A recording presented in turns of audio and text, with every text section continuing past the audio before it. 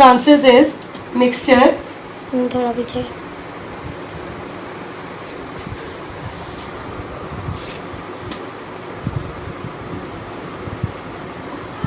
Mixtures are impure substances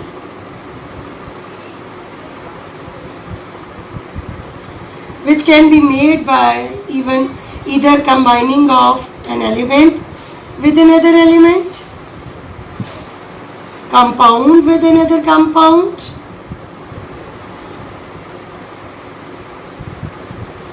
or an element and compound. They can result in the formation of mixture. Whatever is the combination, when these components they combine to form mixture, they don't lose their identity. Don't lose their identity. This will be clarified by taking example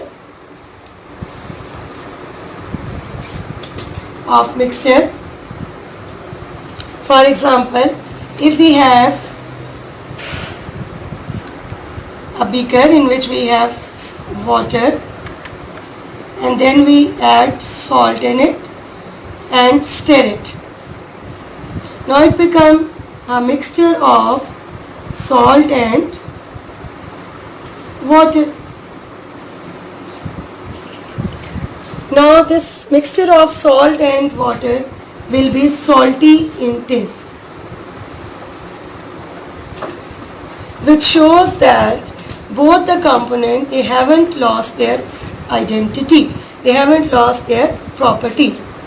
And another characteristic of mixture is that the mixture can be easily converted back into its component. Can be easily converted back into components by even simple method. Now if we heat this mixture of salt and water, as a result of this heating, the water it will evaporate, resulting just the salt will be left behind. So we can get the components back. These are the characteristics of a mixture. Now the mixture can be further divided into two categories. Mixture can be homogeneous or a mixture can be heterogeneous. Homo means similar. That is, this type of mixture has same composition throughout the mixture or one phase. For example, just we have taken the example of salt and water. Now when this is formed, there is a single phase of salty water.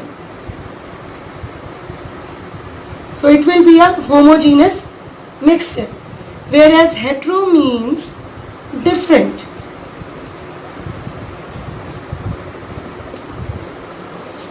In such type of mixture, maybe more than one phase will be formed and the composition will not be same throughout the mixture. For example, if we have water and oil and water, you will always observe that oil will not mix in the water, rather it will float on the surface of water. So it will be a type of heterogeneous mixture. Now all the universe is made up of different types of mixture as it is mentioned over here.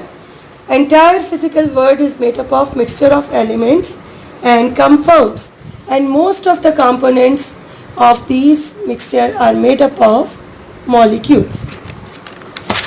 Now beta, next topic is about another two important definitions, and these are atomic number and mass number. Atomic number and mass number. These are two basic concepts of chemistry. Atomic number is number of protons present in the nucleus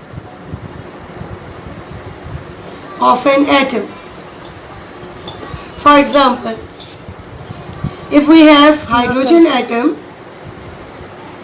there is one proton in the center and one electron is revolving around the nucleus. So as it has one proton, so its atomic number is 1. As it has one proton, so its atomic number is 1. Let's take another example. If we have carbon atom,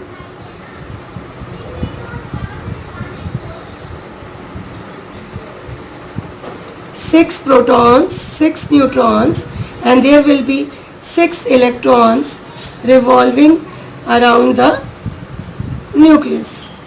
So as there are 6 protons, so its atomic number will be 6. So this is what atomic number. And atomic number is the identity of an atom. This is the number by which we can identify an element. It is identity of an element. For example, atomic number, as I already told you, is the identity of an element. If atomic number is 1, the element is hydrogen. If atomic number is 8, element is oxygen. In the modern periodic table on page number 44 of your book, you can see that elements are arranged on the basis of increasing order of their atomic numbers. Page number 44 of your book. You can see on this page, this is modern periodic table, and different elements are arranged in the form of horizontal rows and vertical columns. Now in these rows and columns, elements are arranged on the basis of increasing order of their atomic number. For example, if I draw a rough sketch of periodic table,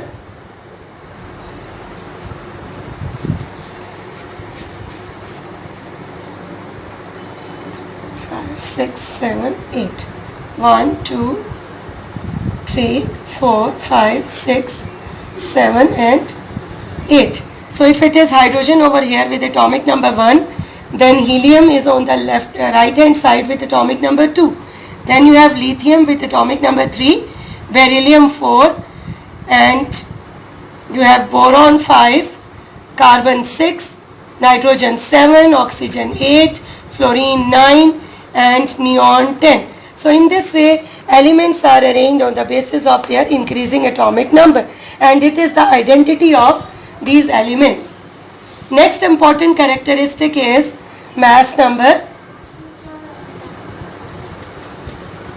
It is the total number of protons plus neutrons present in the nucleus. For example, for carbon atom, we have 6 protons and 6 neutrons. So the mass number will be 12. Mass number of carbon is 12. Mass number is also known as atomic mass, and it is also known as atomic weight. Now by using mass number and atomic number, we can also determine number of neutrons present in an atom.